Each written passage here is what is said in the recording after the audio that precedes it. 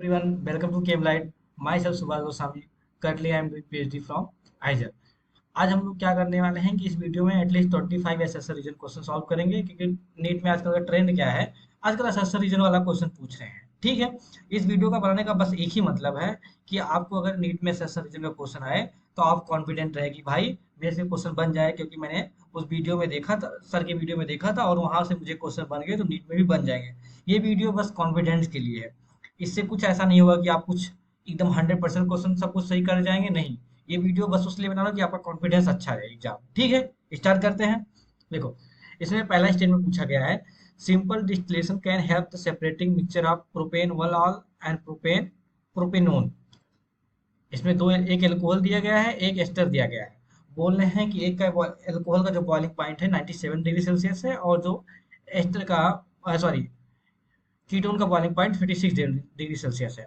देखो, इन दोनों के बॉइलिंग पॉइंट में काफी डिफरेंस है।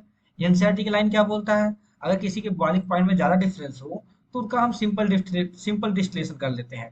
मगर बॉइलिंग पॉइंट में अगर जैसे कि बॉइलिंग पॉइंट में अगर मान लो अगर आपके पास क्या हो, आर्थो नाइट्रोफिनॉल, पैरानाइट्रोफिनॉल, इनके बीच में बॉइलिंग पॉइंट में ज्यादा डिफरेंस नहीं है, तो यहाँ हम सिंपल डिस्टिलेशन नहीं करते हैं, यहाँ पर हम क्या करते हैं, स्टीम डिस्टिलेशन।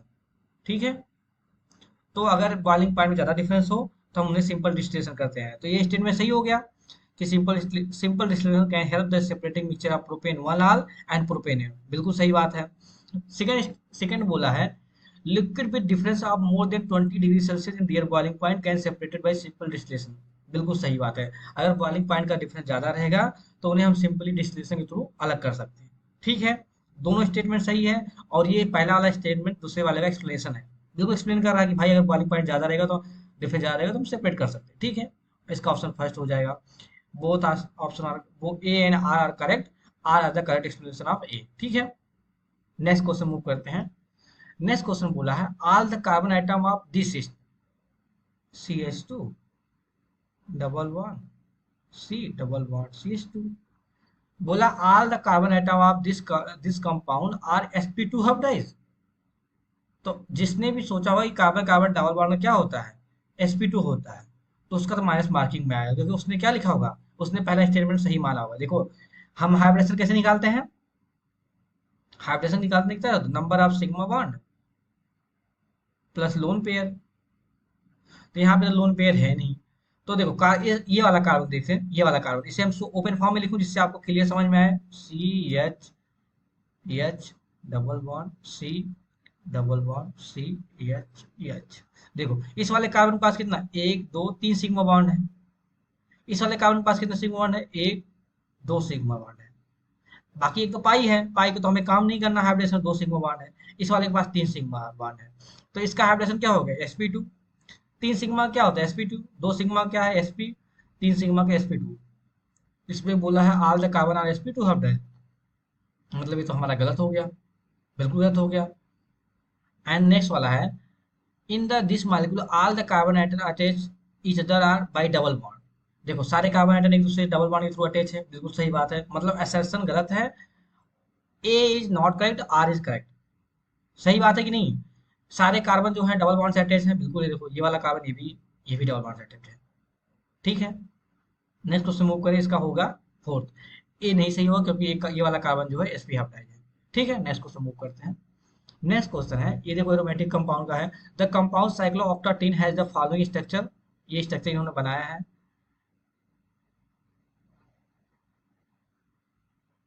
ऐसा बनाया है। मैं भी इन्हीं को फॉलो कर रहा हूँ, थोड़ा मेरे से गंदा बन जा रहा है, आप लोग मैनेज कर लीजिएगा।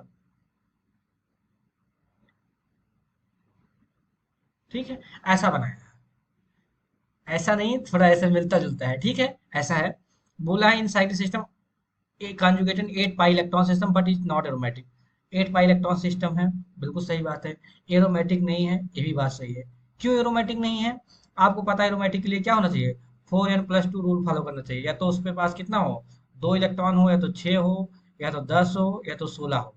एन बराबर यहाँ पे क्या होता है, जीरो से 0 1 2 3। अगर एन बराबर 0 रखें 2 आ जाएगा, एन बराबर 1 रखें तो 6 आ गया, एन बराबर 2 रखें 10 आ जाएगा। समझ में आया। ठीक है, ये बात सही, बिल्कुल सही बात है कि the compound cycloheptane has following structure, है कॉन्जुगेटेड 8 पाई इलेक्ट्रॉन, कॉन्जुगेटेड है, but it's not aromatic compound. सही बात है, क्यों नहीं एरोमेटिक है? क्योंकि देखो 4 पाई इलेक्ट्रॉन है, 4 पाई इलेक्ट्रॉन मतलब चार चार 8 पाई इलेक्ट्रॉन है। पर इसमें देखो जो ये स्ट्रक्चर है ना, ये प्लेनर नहीं है। ये स्ट्रक्चर कहाँ प्लेनर है? देखो ये स्ट्रक्चर ऐसे एक्चुअली में एक्सपेक्ट ऐसे ये ऐसे रहता है, तब सेव रहता है।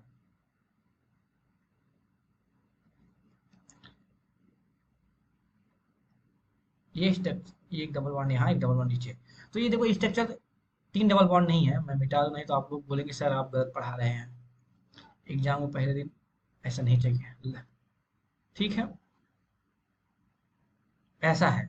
तो अभी आप बोलेंगे सर देखिए ये तो प्लेनर नहीं है, बिल्कुल प्लेनर नहीं है, तो मतलब ये तो एरोमेटिक नहीं होगा, ये तो क्या हो जाएगा? ये हो जाएगा नॉन एरोमेटिक। नॉन एरोमेटिक क्या होते हैं? नॉन देखो एंटी एरोमेटिक और एरोमेटिक की एक बात है, ये दोनों प्लेनर होते हैं। बात अलग है, एंटी एरोमेटिक जो होता है 4n रूल फॉलो करता है, और एरोमेटिक जो होता है 4n plus rule 2 rule follow करता है। जबकि नॉन एरोमेटिक की बात होती है वो प्लेनर ही नहीं होता। ठीक है, तो इसने बोला है, इसका रीजन क्या दिया है? 4n+2 pi electron rule does not hold good and ring is not planar. बात सही है। यहाँ पर 4n+2 रूल फॉलो नहीं कर रहा है। 4n+2 रूल के अकॉर्डिंग क्या होना चाहिए? 2 इलेक्ट्रॉन होना चाहिए, तो 2 पाई इलेक्ट्रॉन होता है, तो 6 होना चाहिए, 10 हो रहा है, इसमें तो 8 है। बिल्कुल ये भी फॉलो नहीं हो रहा है, और साथ में ये रिंग प्लेनर नहीं है। इसका यही रीजन है। मतलब हमारा असर्शन रीजन बहुत करेक्ट है, और एक दूसरे का एक्सप्लेनेशन भी है। समझ में आया? क्वेश्चन देखो बहुत ही आसान है, आपको आप एक बार देखेंगे तो हो जाएगा। ठीक है, कुछ नया नहीं है। नेक्स्ट क्वेश्चन है, ये देखो इनऑर्गेनिक क्वेश्चन है। The carbonate of lithium decompose easily on heating with formal lithium oxide and CO2। Lithium कैसे कार्बोनेट है? Li2CO3। ये बोल रहे हैं कि अगर हम इसको हीट करते हैं तो लिथियम ऑक्साइड और प्लस CO2 बनता है। आपको पता है कि लिथियम किसके साथ डायगोनल रिलेशनशिप शो करता है? Mg के साथ। Lithium beryllium boron carbon silicon. ये हो गया आपका मैग्नीशियम, इसका हो गया एल्यूमिनियम, इसका हो गया सिलिकॉन। ये lithium beryllium boron carbon nitrogen. ठीक है, ये लिथियम देखो, ये लिथियम किसके साथ रिलेशनशिप डायगोनल रिलेशनशिप कर रहा है? मैग्नीशियम के साथ। आपको पता है मैग्नीशियम कैसे बनाता है कार्बोनेट? Mg2CO3। तो अगर जो मैग्नीशियम और जो मैग्नीशियम का कार्बोनेट का जो होता है ना, इसको हीट करने में magnesium magnesium oxide plus CO2 बन जाता है। तो सेम इसकी डायगोनल रिलेशन शो करता है। जैसे मैग्नीशियम कार्बोनेट में वैसे हीट करने पे CO2 निकल जाता है, वैसे लिथियम भी निकल जाता है। अगर मान लो अगर यही Na2 Na2CO3 लें, इसको हीट करें, कोई CO2 नहीं निकलेगा।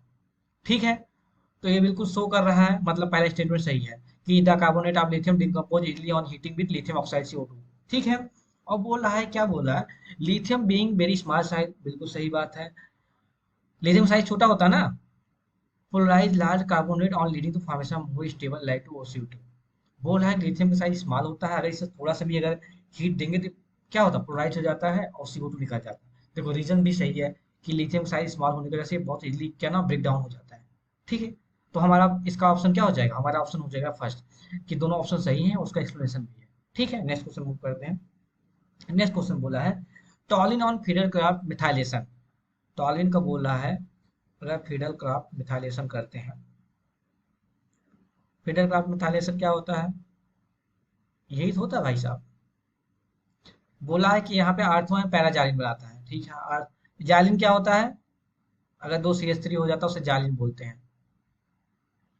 अगर दो CH3 आर्थो पोजीशन में रहेंगे तो वो आर्थो जालिन, अगर दो साइड पैरा पर रहेंगे तो पैरा जालिन। तो ये बताओ, ये बोल रहा है कि इससे आर्थो एंड पैरा बन रहा है। ठीक है, बिल्कुल सही बात है, आर्थो एंड पैरा बन रहा है। मेजर क्या होगा? मेजर पैरा होगा। ठीक है, पहला स्टेटमेंट है, बिल्कुल सही बात है कि अगर हम टार्गेट का फीडर क्राफ्ट कराएंगे आर्थो पैरा होगा। क्यों आर्थो पैरा होगा? CH3 जो है प्लस आई कॉन्जुगेशन और प्लस आई इफेक्ट लगाता है। प्लस आई इफेक्ट जो भी इलेक्ट्रॉन डोनेटिंग ग्रुप होते हैं वो क्या ना आर्थो एंड पैरा लगाते हैं। ठीक है, बोला है CH3 group bonded the benzene increase the electron density ortho and para position. देखो बिल्कुल सही बात है कि जो CH3 ग्रुप होता है वो हाइपर कॉन्जुगेशन या फिर इंडक्ट हाइपर कॉन्जुगेशन थ्रू जो होता है आर्थो एंड पैरा पे इलेक्ट्रॉन डेंसिटी इंक्रीज कराता है।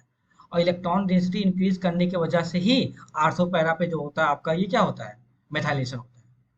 अगर आप जैसे कोई मान लो बेसिकली, तो मान लो डिफरेंट एग्जांपल लेते हैं, OH लेते हैं। आपको पता है OH क्या है? इलेक्ट्रॉन डोनेटिंग ग्रुप है। ये आर्थो एंड पैरा पोजीशन में इलेक्ट्रॉन डेंसिटी डिक्रीज कर रहा है, तभी तो आर्थो पैरा इस पे सब्स्टिट्यूशन, आर्थो पैरा पे ये आ रहा है। समझ में आया? तो ये भी दोनों स्टेटमेंट सही है और दोनों एक्सप्लेनेशन भी बिल्कुल सही है, तो इसका ऑप्शन होने वाला है फर्स्ट। ठीक है। नेक्स्ट क्वेश्चन है, nitration of benzene with nitric acid require use of concentrate sulphuric acid. आपने कभी भी, आप एक बार देखा होगा, जब भी बेंजीन का नाइट्रेशन करते हैं, ये बोला है कि बेंजीन का नाइट्रेशन आप सल्फ्यूरिक एसिड यूज करते हैं, तो बिल्कुल सही बात है। कभी आप बेंजीन का नाइट्रेशन ऐसे नहीं देखे होंगे कि ऐसे बेंजीन दिया और इसके बाद ऐसे बन गया, ऐसा आप नहीं देखे होंगे। क्यों? क्योंकि भाई वो लोग सल्फ्यूरिक एसिड यूज करते हैं। आई बोलेंगे सर सल्फ्यूरिक एसिड क्यों यूज कर रहे हैं, इसका तो कोई मतलब नहीं है। ठीक है। इसका मतलब ये है, जो सल्फ्यूरिक एसिड है ना, ये यहाँ पर ये HNO3 बेस की तरह काम करता है, और सल्फ्यूरिक एसिड क्या करता है, एसिड की तरह काम करता है।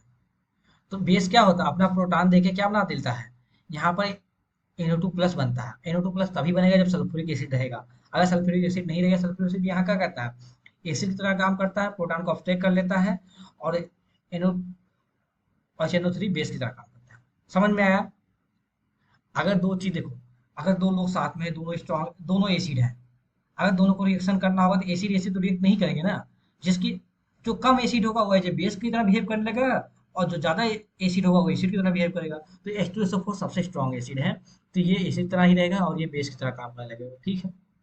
तो बोला है कि nitration benzene nitric acid require the use of concentrate sulphuric acid, बिल्कुल सही बात है, नाइट्रेशन सल्फ्यूरिक एसिड यूज करते हैं। ठीक है। नेक्स्ट स्टेटमेंट है, the mixture of concentrate sulphuric acid and concentrate nitric acid produce net net electrophile NO2 plus.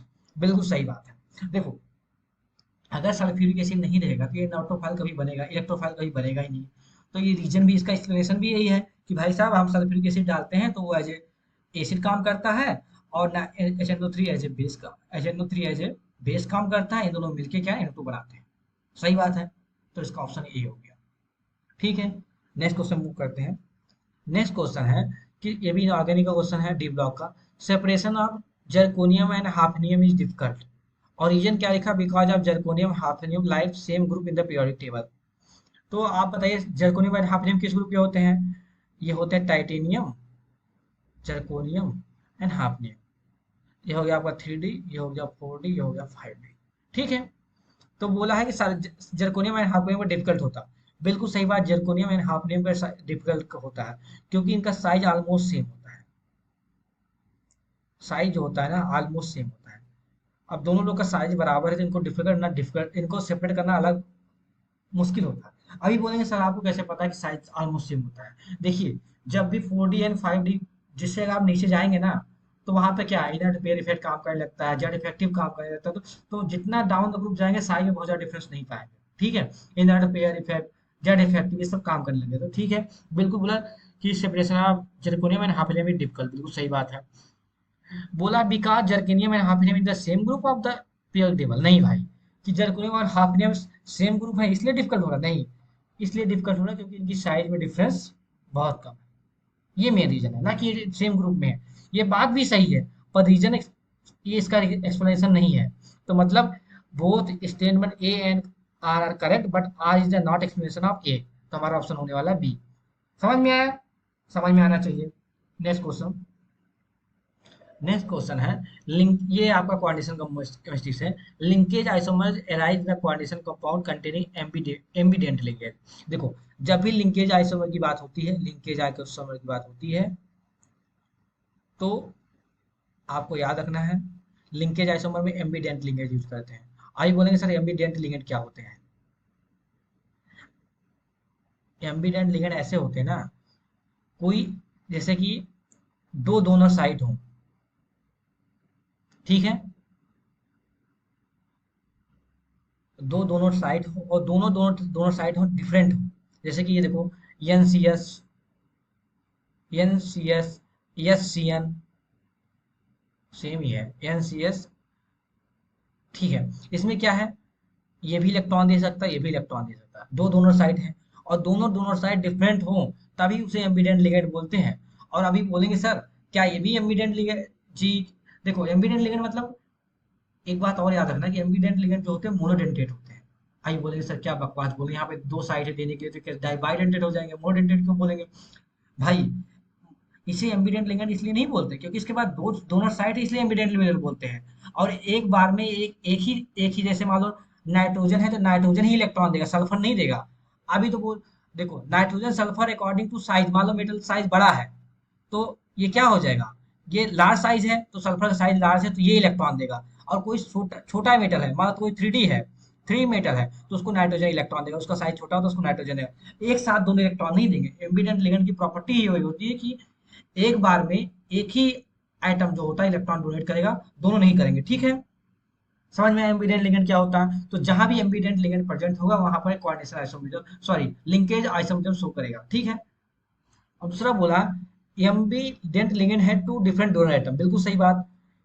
ये भी, और दोनों डिफरेंट दोनों आइटम है, यहाँ सल्फर है यहाँ पे नाइट्रोजन है।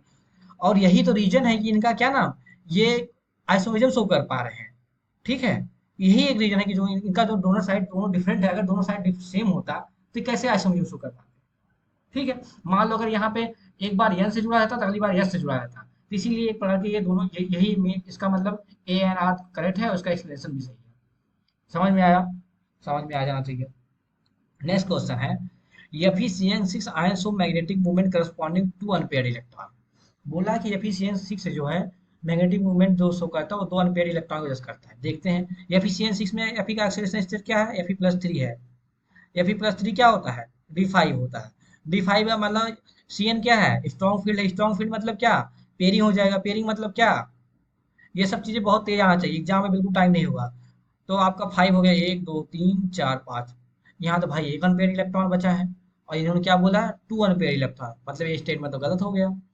और ये बताइए बोले हैं it's have S D2sp3 hybridisation, बिल्कुल सही बात। ये बात तो सही है ना कि अगर मान लो अब सी एन आएगा, या सी एन आएगा, ये दो ऑर्बिटल यूज करेगा D2, और यह सी यूज करेगा, उसके बाद P3 यूज करेगा।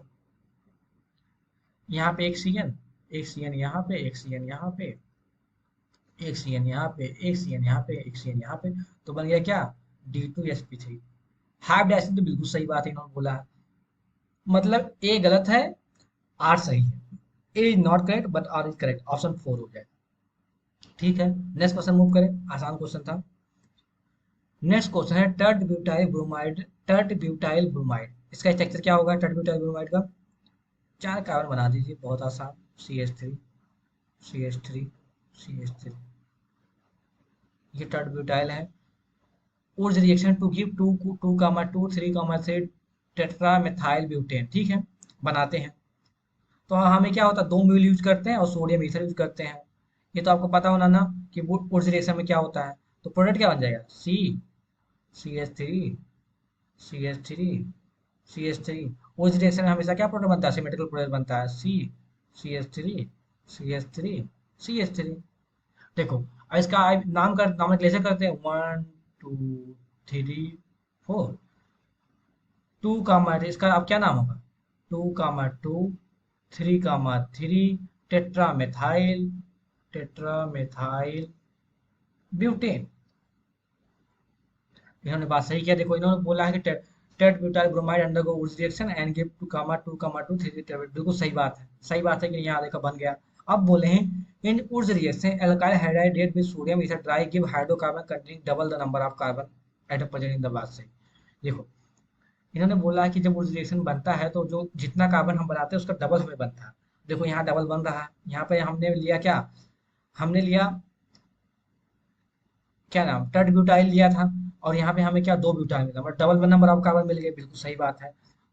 और ये इसका एक्सप्लेनेशन भी हो ना कि देखो, हाँ इसका देखो, इसका डबल नंबर ऑफ बन रहा है, मतलब हमारे दोनों स्टेटमेंट सही है और इसका एक्सप्लेनेशन भी है। ठीक है, तो हम अगला क्वेश्चन मूव करते हैं।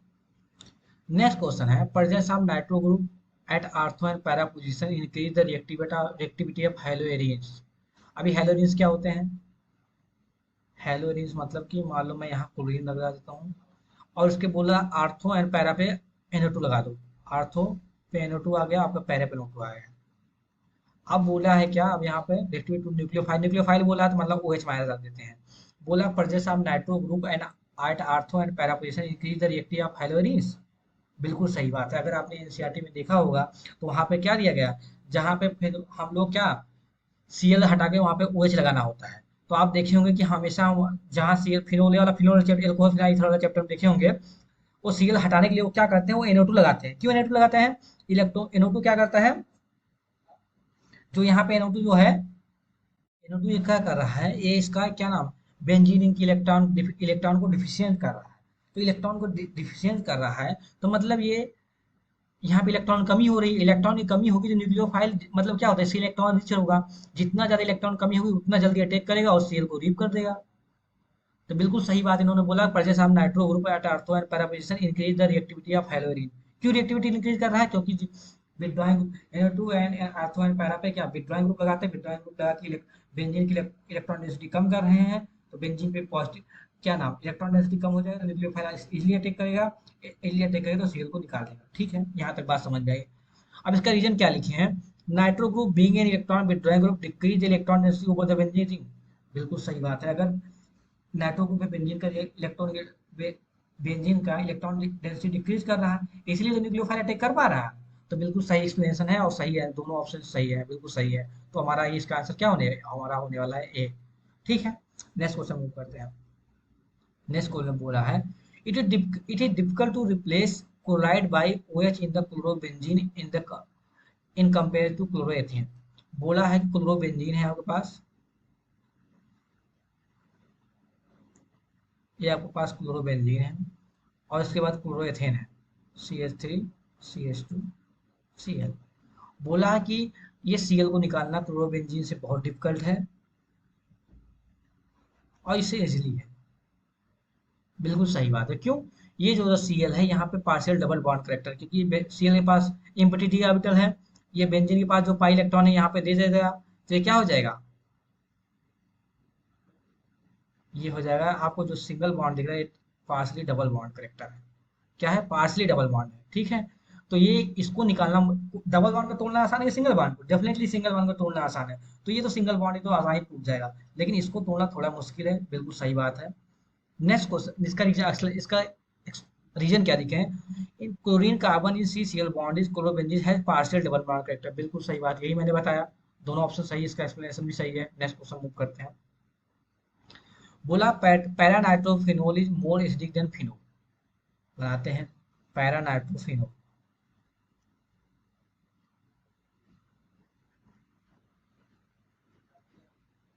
बोला para nitrophenol is more acidic then phenol. बिल्कुल सही बात है। NO2 क्या करेगा, इसको इलेक्ट्रॉन विड्रॉ करेगा, तो ये O एंड H का बॉन्ड, ऑक्सीजन के इलेक्ट्रॉन सब इधर आएगा, NO2 इलेक्ट्रॉन विड्रॉ करेगा, तो ये बॉन्ड क्या होगा, इजिली ब्रेक हो जाएगा। इजिली ब्रेक हो जाएगा मतलब क्या है, H प्लस आसानी दे देगा, और जो H प्लस अच्छे से देगा वही तो सबसे अच्छा एसिड होगा। एसिड का डिफिनेशन ही तो यही है, जो H प्लस दे वो एसिड है। तो इसमें H प्लस आसानी दे देगा क्योंकि NO2 जो है इलेक्ट्रॉन विड्रॉ कर रहा है। तो ये बिल्कुल सही बात है, para nitrophenol is more acid than phenol. Next बोला है, nitro nitro group help in the stabilisation of phenoxide ion by dispersing a negative charge due to resonance. बिल्कुल सही बात है। कैसे? मान लो अगर इन्होंने बोला कि नाइट्रो ग्रुप हेल्प करता है स्टेबलाइजेशन ऑफ फिनॉक्साइड आयन, अगर यहाँ से प्रोटॉन निकल गया, मतलब प्रोटॉन निकल गया तो क्या फिनॉक्साइड आयन बन जाएगा।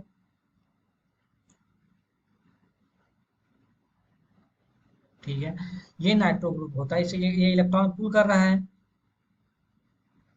ठीक है, इलेक्ट्रॉन पुल कर रहा है कि नहीं कर रहा है? अगर ये इलेक्ट्रॉन पुल कर रहा है तो ये क्या कर रहा है, ये क्या कर रहा है, nitro group help the stabilisation of phenoxide. Electron pull कर रहा है मतलब कि ऑक्सीजन की जो नेगेटिव चार्ज है उसको स्टेबलाइज कर रहा है, क्योंकि उसके पास इलेक्ट्रॉन डेंसिटी बहुत हाई है, तो उसे उस इलेक्ट्रॉन डेंसिटी को अपनी तरफ खींच के उस ऑक्सीजन को वो स्टेबलाइज कर रहा, मतलब फिनॉक्साइड आयन को स्टेबलाइज कर रहा। अगर फिनॉक्साइड को स्टेबलाइज कर रहा तभी तो वो अच्छा एसिड बन पाया। अगर यहाँ पे स्टेबलाइज करता ही नहीं तो H प्लस कभी जाता ही नहीं, तो कभी इसका कभी तो इसका हमारा ऑप्शन ये होता ही नहीं। बोला nitro group help the stabilisation, बिल्कुल सही बात है, दोनों इस करेक्ट एक्सप्लेनेशन है। समझ में आया कैसे हुआ? क्योंकि ये स्टेबलाइज कर रहा तभी तो ये अच्छा H प्लस गया, तभी तो अच्छा एसिड बन पाया। सही बात है। नेक्स्ट है 14 वाला, bond angle in ether is slightly less than tetrahedral angle है। इन्होंने बोला है कि ईथर क्या होता है, R O R, ये ईथर है। बोला है ईथर का बॉन्ड एंगल जो होता है लेस देन होता है टेट्राहेड्रल। टेट्राहेड्रल एंगल कितना होता है, 100 109 के आसपास होता है। ठीक है, टेट्राहेड्रल का एंगल इतना होता है ना, 109 के आसपास होता है। अब बोला आर ओ आर का जो होता है एंगल एक कम होगा।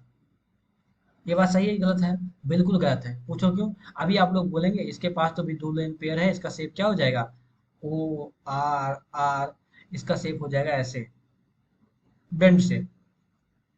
और बेंड बेंड शेप में पता है वाटर, जैसे वाटर का हम लोग एग्जांपल देते हैं, वाटर कितना होता है, अराउंड 104 के आसपास होता है। ठीक है, देखो एग्जैक्ट डाटा याद रखना कोई मुश्किल है, तो हम लोग एक अप्रोक्सीमेशन लेते हैं, तो 104 के आसपास होता है। लेकिन एक बात याद रखिए, जो वाटर होता है ना, ये एनसीईआरटी की छिपी हुई लाइन है, एनसीईआरटी से उठाया गया है। वाटर में एच होता है और यहाँ पे आर है, ईथर में आर होता है, मतलब CH3 होता है। तो आर आर जो बल्कि ग्रुप है ना, वो आर आर, ये बल्कि ग्रुप एक दूसरे से रिपल करेंगे। अगर रिपल करेंगे, एक दूसरे से दूर जाएंगे, तो ये तो एंगल बढ़ जाएगा, मतलब थीटा इंक्रीज कर जाएगा। जबकि वाटर केस में ऐसा नहीं होता, ये तो छोटे छोटे आइटम है, ये तो क्या रिपल करेंगे एक दूसरे से। ठीक है, तो मतलब क्या, bond angle ether is slightly less than tetrahedral, बिल्कुल गलत बात। टेट्राहेड्रल से ज्यादा होगा, क्यों? क्योंकि एक दूसरे से रिपल करेंगे तो बॉन्ड एंगल बढ़ेगा। और बोला था repulsion between the bulky group, there is a repulsion between two bulky group, बिल्कुल सही बात है। ये बात सही है ना, मैंने बोला दो बल्कि ग्रुप है, रिपल्सन कर रहा है, इसलिए बॉन्ड एंगल बढ़ रहा है। मतलब रीजन सही है, सेशन गलत है। मतलब both A is not correct, R is correct, बिल्कुल सही बात, ऑप्शन हमारा फोर्थ होने वाला है। ठीक है, नेक्स्ट क्वेश्चन। नेक्स्ट क्वेश्चन है, silicones silicones are water repelling in nature. Silicones क्या होते हैं? जैसे आपने स्टोन पढ़ा है, CH3 CO CH3, उसी तरह आप क्या कर दो, इसको CH3 रहने दो, इसको भी CH3 रहने दो, इसको यस रख दो, क्या नाम, SI रख दो। कार्बन की जगह SI को रिप्लेस कर दो, इसको O रख दो। ये भी इसको क्या बोलते हैं, इसको सिलिकॉन्स बोलते हैं, सिलिकॉन्स, इसको एसीटोन बोलते हैं। ठीक है, तो सिलिकॉन जो होते हैं ये पॉलीमर होते हैं। और पॉलीमर में देखो ये आर आर, ये देखो क्या, ये आर आर बल्कि ग्रुप रहता है, ये तो क्या है, ये तो नॉन पोलर ग्रुप है। और नॉन पोलर ग्रुप क्या करते हैं वाटर में, नॉन पोलर ग्रुप जो होते हैं वाटर में क्या करेंगे, रिपल करेंगे, क्यों? क्योंकि वाटर तो पोलर ग्रुप है ना भाई। तो ये क्या कह रहा है कि अगर सिलिकॉन्स होते हैं, जो सिलिकॉन में दो बल्कि ग्रुप होते हैं, आर आर, ये देखो ये R2 होता है, ये बल्कि ग्रुप है। अगर जनरल स्ट्रक्चर बनाना हो, R2SiO, तो ये जो R2 है बल्कि ग्रुप है, तो ये वाटर से तो रिपल करेंगे, क्योंकि ये तो नॉन पोलर है। वाटर क्या है, पोलर है, तो रिपल करेंगे, क्योंकि आपने बताया क्या है, like dissolve like, polar polar में डिजॉल्व होगा, नॉन पोलर डिजॉल्व होगा। ठीक है, तो ये वाटर से रिपेल करेंगे, बिल्कुल सही बात है। सिलिकॉन और organo silicon polymer which have RSI as a repeating unit. देखो ये बिल्कुल बात सही है कि सिलिकॉन में जो होता है वो RSI, ये तो पॉलीमर होता है, ये यूनिट रिपीट होता है। और ये बोला क्या, इसका एक्सप्लेनेशन यही है? हाँ, इसका एक्सप्लेनेशन भी है, कैसे? क्योंकि अगर ये जो R2 ग्रुप है ना, इसी वजह से तो रिपल हो रहा है, ये बल्कनेस आ रहा है, ये बल्कनेस ला रहा है, मतलब वाटर साथ रिपल कर रहा है, यही तो एक रीजन है जो बल्कनेस आने का। Silicon polymer, silicon are the organo polymer which have R2SiO as a repeating unit. ये रिपीटिंग यूनिट आ रहा है, आर आर इंक्रीज कर रहा है, इसके बाद वो क्या ना, इसलिए तो वाटर से रिपल कर रहा है। तो बिल्कुल सही बात है, इसका हमारा आंसर होने वाला फर्स्ट। नेक्स्ट क्वेश्चन है, addition reaction of water to but one in acidic medium. Butene one का स्ट्रक्चर क्या होता है, CH3 CH2 CH11 CH2। इस पे बोला है H3O+, एसिडिक मीडियम में वाटर ऐड करना है। तो आपको पता है सिंपली तो मार्कोनी ऑपरेशन से हो जाता है, तो ऐसे क्या हो जाएगा, CH3 CH2 CHOH CH3। ये तो भाई, तो इन्होंने बोला है अगर addition of reaction water butane one से एसिडिक मीडियम करेंगे तो ब्यूटेन वन ऑल बनता है, ये तो ब्यूटेन टू ऑल बन गया, 1 2 3 4, ब्यूटेन टू ऑल बन गया। तो पहला स्टेटमेंट तो गलत हो गया। और नेक्स्ट बोले हैं, addition of water in acidic medium proceed through the formation of primary carbocation. नहीं नहीं नहीं, प्राइमरी कार्बोकेटाइन, हाँ प्राइमरी कार्बोकेटाइन ही बना है। देखो यहाँ पर प्राइमरी का, देखो अभी मैं दिखाता हूँ आपको, प्राइमरी नहीं, अभी देखते हैं, बना के देखते हैं। CH2 CH CH2-, ये तो सेकेंडरी कार्बोकेटाइन बना है, मतलब ये भी स्टेटमेंट गलत है। ठीक है, सेकेंडरी कार्बोकेटाइन हुआ तभी तो ये Cl क्या नाम, OH- आके यहाँ अटैक किया है, तभी तो हो गया ना, मतलब ये तो ये हमारा दोनों गलत है। दोनों गलत है, मतलब हमारा ऑप्शन थर्ड होने वाला है, हमारा ऑप्शन थर्ड हो गया। ठीक है, असर्शन है reason of both are incorrect. ठीक है, नेक्स्ट क्वेश्चन मूव करते हैं। नेक्स्ट क्वेश्चन बोला phenol form 2,4,6 tri tri bromophenol in treatment Br2। कह रहा है फिनोल का रिएक्शन अगर Br2 से कराते हैं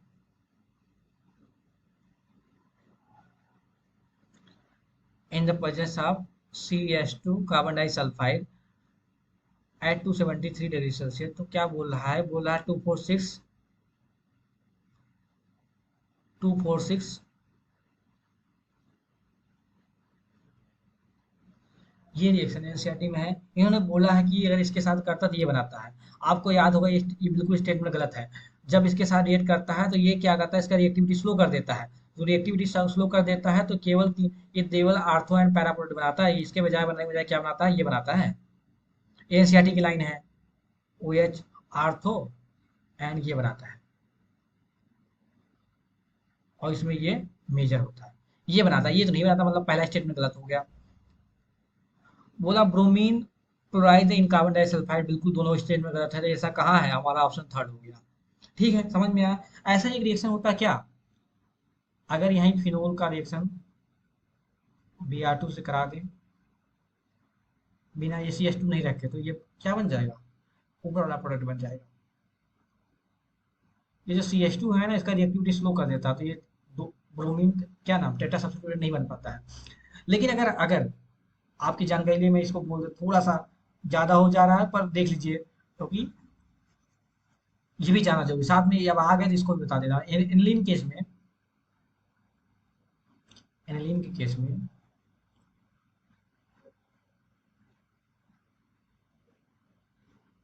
अगर आपने Br2 डाला और साथ में CH2 भी डाल दिया, एनिलीन का ऑक्सीजन देखो लेस मोर इलेक्ट्रोनेगेटिव है, तो इतना अच्छा बेंजीन को इलेक्ट्रॉन डेंस नहीं कर पाया, लेकिन नाइट्रोजन लेस इलेक्ट्रोनेगेटिव है तो अपने इलेक्ट्रॉन भर के देगा।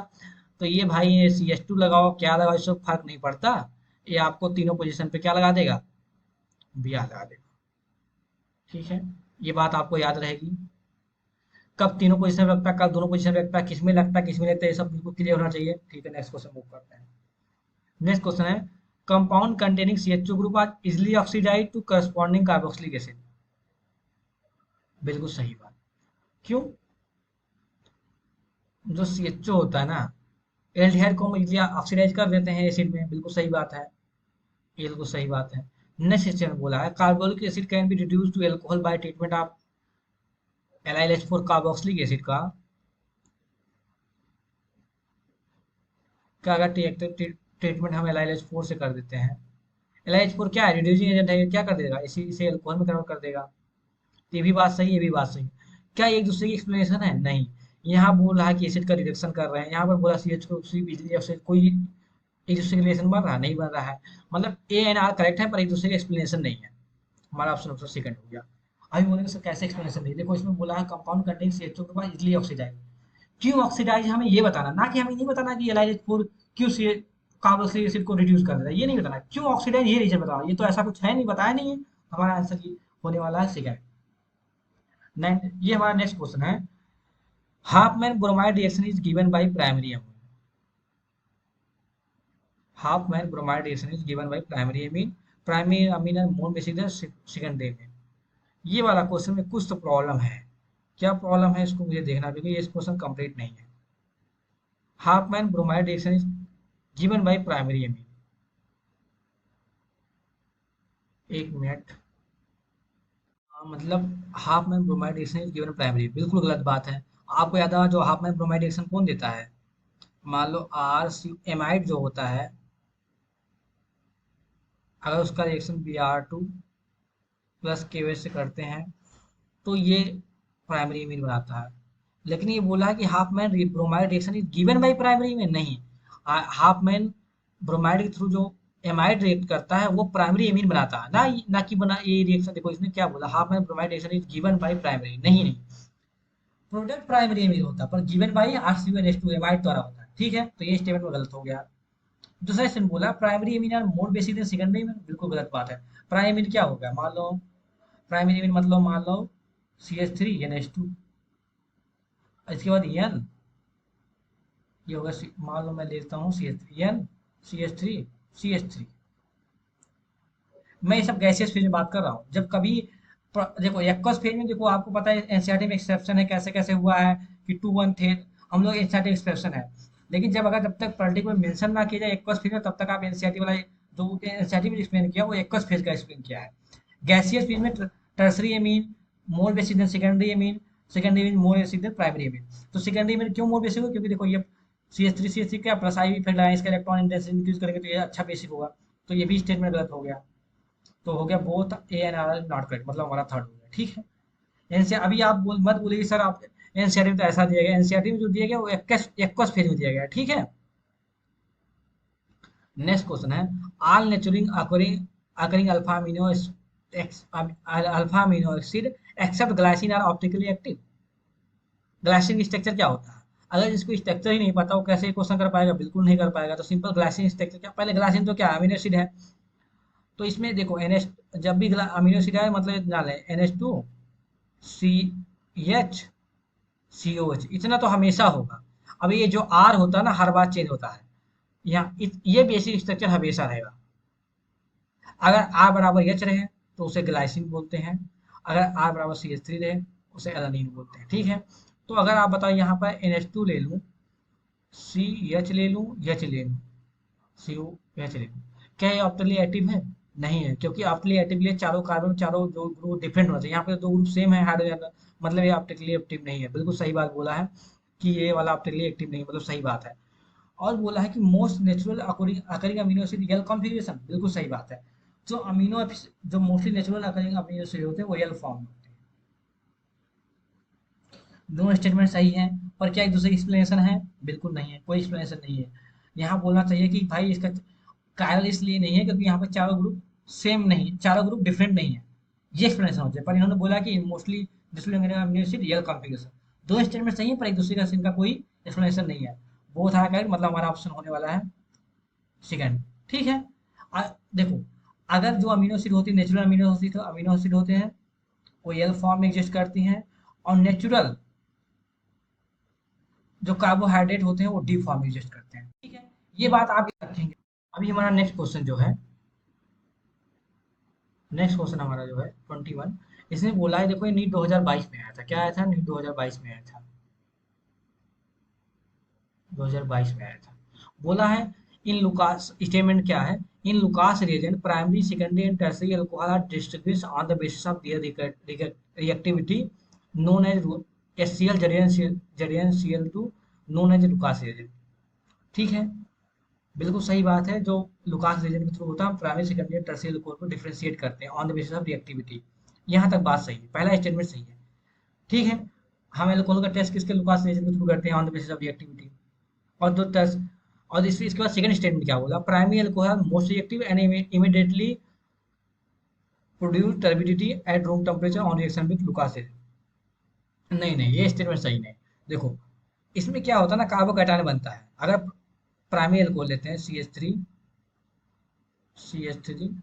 CH2 OH CH3 CH CH3 CH3 OH।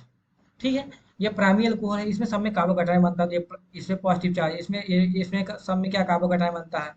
तो ये वाटर निकलने के बाद कौन, ये टर्सरी कार्बोकैटायन बनता है। तो ये बताइए, जो टर्सरी कार्बोकैटायन होगा सबसे ज्यादा स्टेबल होगा, सबसे ज्यादा रिएक्टिव कौन होगा? Tertiary carbocation. तो इन्होंने बोला है कि प्राइमरी अल्कोहल जो होता है मोस्ट रिएक्टिव होता है। बिल्कुल गलत बात। टर्सरी अल्कोहल मोस्ट रिएक्टिव होता है, क्योंकि सबसे स्टेबल कार्बोकैटायन वही बनाता है, और जो सबसे ज्यादा स्टेबल कार्बोकैटायन वही तो पहले रिएक्ट करेगा।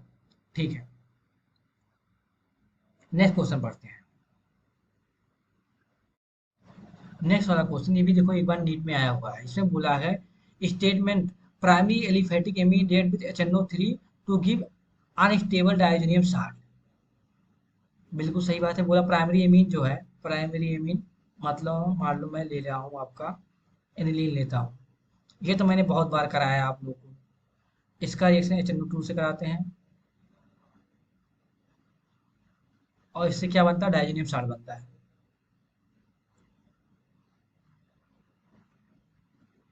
और ये रिएक्शन कितना होता है? 0 to 5 डिग्री सेल्सियस होता है। क्यों? क्योंकि डायजोनियम साल्ट जो होता है बहुत लोअर टेम्परेचर में स्टेबल, हायर टेम्परेचर में स्टेबल नहीं होता। तो बोले हैं कि primary aliphatic react with HNO2 give unstable diazonium salt. बिल्कुल सही बात है। ये ये डायजोनियम साल्ट बहुत अनस्टेबल होता है, इसका रिएक्टिविटी बहुत, किसी से भी रिएक्ट करके आप देखते ना, क्या नाम, CuCN, Cu2Cl2, HCl सबसे रिएक्ट करके इससे क्या हम लोग हाइड्रोजन बनाते हैं, सेंड में रिएक्शन यूज करते हैं, ये बहुत ज्यादा अनस्टेबल होता है। अब बोला है primary aromatic amine react with HNO3 form diazonium salt which are stable even above 300 degree Celsius. इसका बोल रहा है अगर ये जो इसके साथ रिएक्ट करेगा, जो डाइजेनियम सॉल्ट बनाएगा, वो 300 डिग्री सेल्सियस में स्टेबल होगा। बिल्कुल गलत बात। अगर 300 डिग्री सेल्सियस स्टेबल होता तो इसका रिएक्ट 300 केल्विन बोला, सॉरी 300 केल्विन स्टेबल होता तो हम इसका रिएक्शन 0 to 5 डिग्री सेल्सियस क्यों करते हैं? 300 प्लस देखो, तो जितने भी डाइजेनियम सॉल्ट के रिएक्शन होते हैं हम उसको कितने टेम्परेचर करते हैं, एनसीईआरटी में साफ दिया है 0 to 5 डिग्री सेल्सियस करते हैं। अगर ये 300 प्लस केल्विन पे स्टेबल होता, 0 डिग्री सेल्सियस मतलब क्या, 273 केल्विन, 5 डालो इसमें ऐड कर दो, क्या 273, 5 278। तो अगर ये 300 के ऊपर स्टेबल रहता तो हम रिएक्शन क्यों 0 to 5 करते हैं? तो मतलब ये स्टेटमेंट प्राइमरी में ये रॉन्ग हो गया, ये स्टेटमेंट सही हो गया। तो ऐसा कहाँ है, both statement are both incorrect, statement one are correct, statement two is incorrect. बिल्कुल ऑप्शन आपका फोर्थ होने वाला है। देखो नीट में आया हुआ क्वेश्चन है, बहुत ही आसान। इसमें क्या बोला है, primary aliphatic immediate with HNO3 make unstable डाइजेनियम salt, बिल्कुल सही बात है। बोला है डाइजेनियम साल्ट है ये मोर देन 300 डिग्री सेल्सियस पे स्टेबल रहता है। अरे भाई 0 to 5 डिग्री सेल्सियस करें क्यों 300 डिग्री सेल्सियस स्टेबल रहेगा? मतलब कि हमारा आंसर होगा 4। ठीक है, थोड़ा मैंने इसमें टाइम लिया, लेकिन आप लोग टाइम मत ले लीजिएगा। नेक्स्ट क्वेश्चन है the 6 member cyclic structure of glucose called pyranose. बिल्कुल सही बात है। जो ग्लूकोज के 6 मेंबर स्ट्रक्चर होता है, 6, ये वाला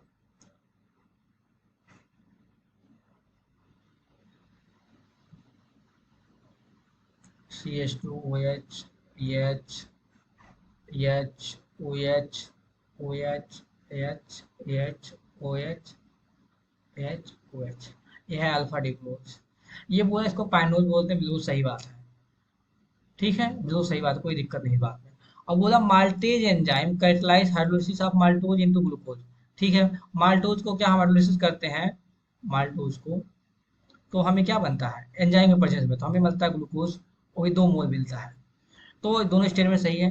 क्या एक दूसरे का एक्सप्लेनेशन है? बिल्कुल एक्सप्लेनेशन नहीं है, दोनों सही बात है। तो बोथ स्टेटमेंट करेक्ट कहाँ पे है? बोथ स्टेटमेंट करेक्ट, ऐसा कौन सा ऑप्शन है? हाँ ये वाला ऑप्शन, ऑप्शन फोर्थ। देखो बोथ स्टेटमेंट करेक्ट। ठीक है, नेक्स्ट क्वेश्चन जाते हैं। नेक्स्ट क्वेश्चन है the nucleophilic substitution of vinyl chloride is difficult then ethyl chloride. Vinyl chloride क्या होता है? अभी बोले सर विनाइल क्लोराइड पता नहीं है। मैंने अभी पिछले वीडियो में बताया था विनाइल पोजीशन क्या होता है, एलाइल पोजीशन क्या होता है। विनाइल क्लोराइड मतलब क्या, C double bond C, Cl, ये आपका विनाइल क्लोराइड हो गया। ठीक है, ये अच्छा है भाई साहब, ये हैंड राइटिंग मत जाइएगा। ठीक है, विनाइल क्लोराइड बोला है ये इसका रिएक्टिविटी स्लो होता है न्यूक्लियोफिलिक सब्स्टिट्यूशन में। न्यूक्लियोफिलिक मान लो यहाँ पे न्यूक्लियोफाइल आ गया और आ गया यहाँ पे इथाइल क्लोराइड, सी, CH3CH2Cl, इसके कंपेरिजन में ये स्लो होता है। बिल्कुल सही बात, स्लो क्यों होता है? क्योंकि देखो भाई ये क्लोरीन जो है डबल बॉन्ड, कार्बन और जो कार्बन से बना है वो डबल बॉन्ड है। और ये डबल बॉन्ड क्या होता है, इसके क्लोरीन के डी ऑर्बिटल में इम्पीरिटी ऑर्बिटल इलेक्ट्रॉन देगा, ये पार्शियल डबल बॉन्ड करेक्टर बन जाएगा। तो क्लोरीन इजिली रिमूव नहीं होगा, तो क्लोरीन इजिली रिमूव नहीं होगा तो न्यूक्लियोफाइल इजिली अटैक नहीं कर पाएगा। तो क्या बोलेगा इसने, क्या बोला, nucleophilic substitution of vinyl chloride difficult then ethyl chloride. इसमें क्या है, सिंपल सिंगल बॉन्ड है, न्यूक्लियोफाइल आएगा इसको लीव कर देगा। तो हमारा बिल्कुल सही बात है। और सेकंड ऑप्शन क्या है, मतलब रीजन क्या है, विनाइल ग्रुप और इलेक्ट्रॉन डोनेटिंग ग्रुप। नहीं नहीं नहीं, विनाइल ग्रुप कैसे इलेक्ट्रॉन डोनेटिंग ग्रुप हो गया, मतलब यह स्टेटमेंट गलत है। तो one both option is true, reason is false, मतलब हमारा सेकंड होने वाला। ठीक है, नेक्स्ट हमारा है लास्ट, ये हमारा लास्ट होने वाला है, क्योंकि हमने केवल 25 क्वेश्चन करने थे। इससे ये क्वेश्चन हमें बस कॉन्फिडेंस के लिए है, और ऐसा कुछ नहीं इस क्वेश्चन का। ठीक है, इसका काम ये है हमें कॉन्फिडेंस लाना। ठीक है, तो बोला है boiling point of butane one dial one all is more than butane, CH3 CH2 CH2 butane one all का जो बॉइलिंग पॉइंट होता है वो बोला ब्यूटेन से ज्यादा होता है, CH3 CH2 CH2 CH3। बिल्कुल सही बात, क्यों जाता होता है? क्योंकि ये जो होता है इंटर इंटरमॉलिक्यूलर हाइड्रोजन बॉन्डिंग बना लेगा। हाइड्रोजन बॉन्डिंग जहां ही बनता है वहां बॉइलिंग पॉइंट क्या होता है, अपने आप ज्यादा हो जाता है। तो इसका रीजन क्या, boiling point of butane one dial is more than butane, क्योंकि इसका इंटर क्योंकि इनमें ब्यूटेनॉल में क्या होता है, इंटरमोलिकुलर हाइड्रोजन बॉन्ड नहीं होता, जो कि हाइड्रोकार्बन में नहीं होता। बिल्कुल सही बात, एक्सप्लेनेशन बिल्कुल सही है। ठीक है, मजा आया। आप लोग भी कॉन्फिडेंट रहिए, एग्जाम में ऐसा क्वेश्चन आएगा तो आपसे हो जाएगा। ठीक है, बस इतना वीडियो देखिए, इतना अगर आप क्वेश्चन देख लिया, इससे आपको कॉन्फिडेंस आ जाएगा, और कॉन्फिडेंस आ जाएगा तो आपको एग्जाम में भी अगर ऐसा क्वेश्चन आएगा तो आपसे हो जाएगा। ठीक है, मजा आया तो आप कमेंट में लिखिएगा सर मजा आया, और हमारे चैनल के को सब्सक्राइब करिए। ठीक है गाइज, थैंक यू गाइज।